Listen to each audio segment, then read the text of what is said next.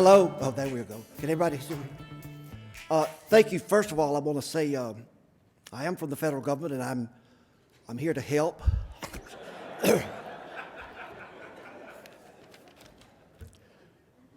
Global is big.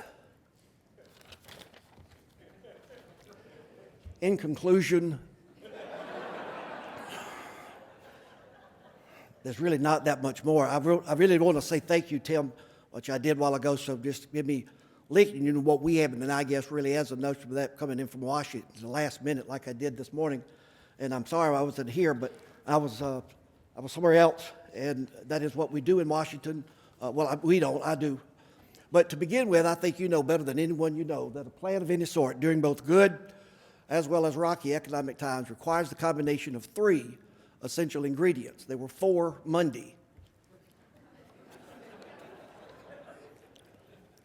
All of this is due in part to a number of factors, obviously with that one exception that was ruled out from the very beginning.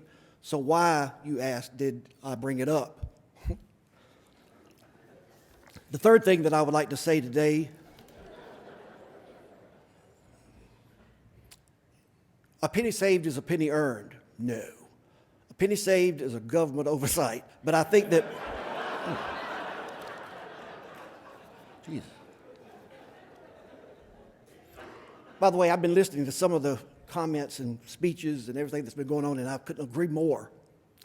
The fourth thing that I wanted to say, though, is that I like spam. I'm from Macon. Why not?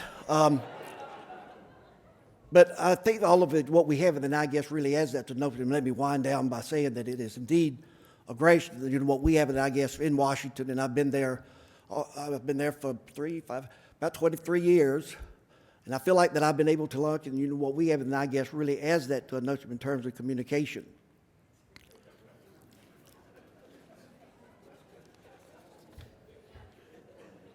Yeah, that's right. Or as I've always said, nothing difficult is ever easy. Ladies and gentlemen, while I'm off the subject, let me say this. When I was a child, I had one wish, and that is that one day I would be somebody. Now I realize I should have been more specific. And lastly, let me just say this. We now all know, those of us who do, that light travels faster than sound. I think that's why some people appear bright until you hear them speak.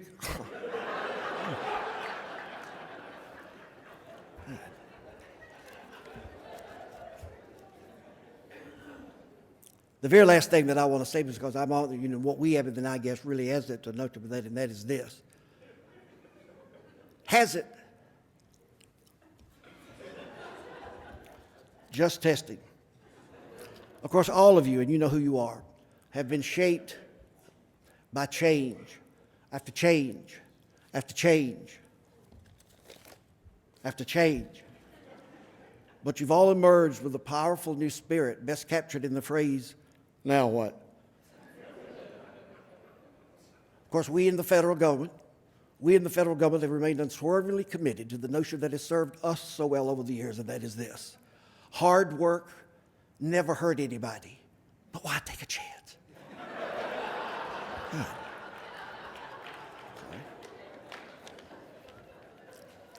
But again, in confusion, I'd like to leave you with a few universal truths that I've discovered to be, universally true. Number one, remember, if an excuse is good enough, it is called a reason. Also, it is not whether you win or lose, but how you place the blame. And here's what got me to where I am today, and that is this. Remember, you are never completely worthless. You can always serve as a bad example.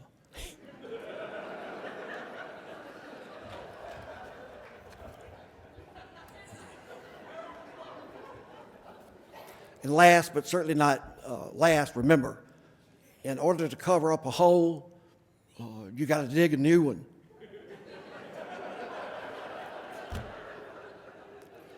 But you all are to be congratulated because I just completed doing a combined meeting with the House and the Senate, and they took notes and voted me Man of the Year. Thank you. Let's hear it. Come on. At least I was up front about it. Y'all, I've got just a few minutes. Oh, I don't have a clock, so I guess we got, what, 30? No. I think some of y'all know me because I know some of y'all have hired me, and you should know me. I'm not really Dr. Anderson Payne. My real name is Durwood Fincher. Trust me, I would not make that one up. And but Alan Funt dubbed me Mr. Double Talk in this, not this building, in the Waverly, probably 18, 20 years ago.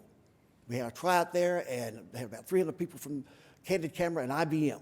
We're going to team up.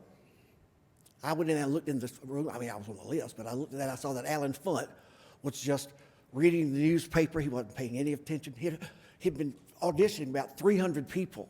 He was just brain dead. So I go in there and I have an idea. Now, up to that point, I'd just been a teacher. I taught school for 10 years. I taught speech. In Georgia, it worked. But I want to tell you what I did now. I got something to show you because we just have some fun. Alan Funt was sitting in the back of the room with his secretary. Nobody else in the room. They had a mic up here. I come in, I'm number 389 or whatever, and I go, Mr. Funt, may I ask you one thing, please, sir, before I get started? And he goes, yeah, and goes back to reading. And I said, sir, would it be possible for me to let me that you knew what we have, and I guess really adds that to a note? Alan Funt looks up from his reading, and I swear to y'all, he said, sure. I owe my unbridled success to a lot of things, but one, to an unsuspecting secretary, because at that moment in my life, at that time, she did this. That got Alan Funt's attention. He looks up at me. I'm sitting there just shaking because I'm thinking, I just punked, the word hadn't been invented back then, but I just punked Alan Funt. He's going to throw me out of this room on my head if he doesn't like it. So I had those two options.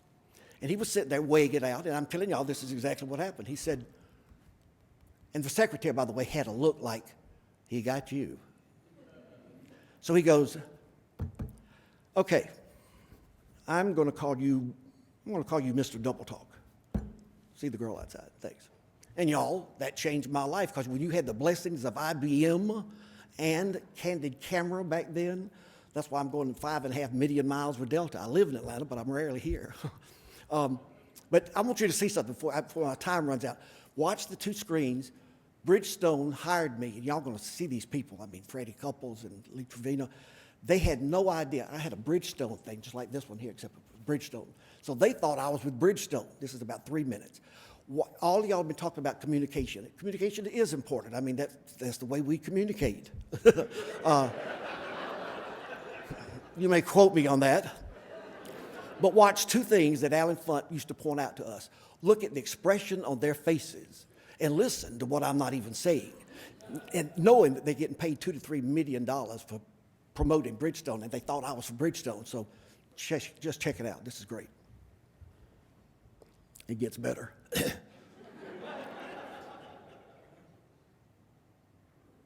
Yeah, this is it. Watch the expression. Listen to what I'm not saying.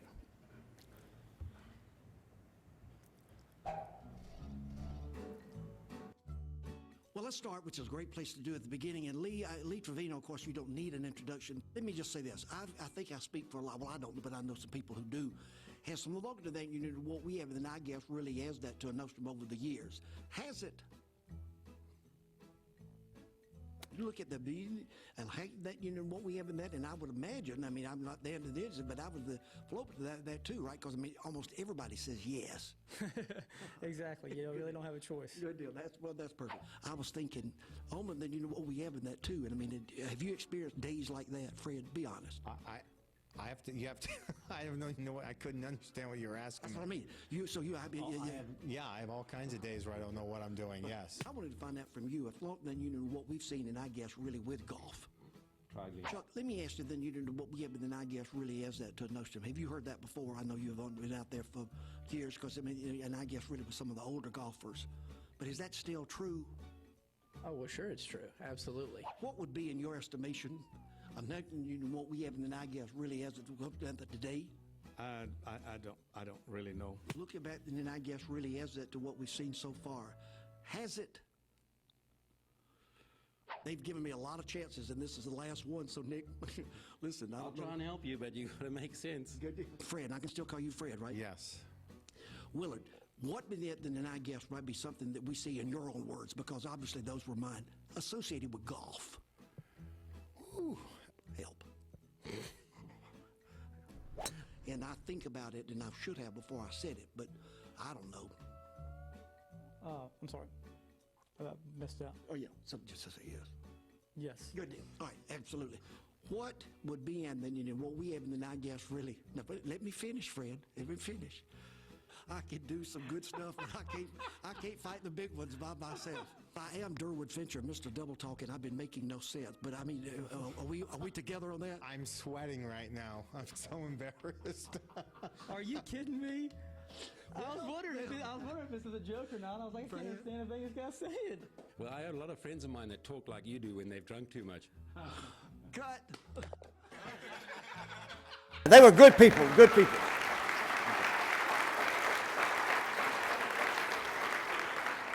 Thank y'all. God bless. I want to leave you with one thought, and that is this. The best doctor in the world, Dr. Seuss, and I used it this past week. It is a philosophy of life that nobody's left out. Don't cry because it's over. Smile because it happened. God bless most of you. Thanks, everybody. Have a great year.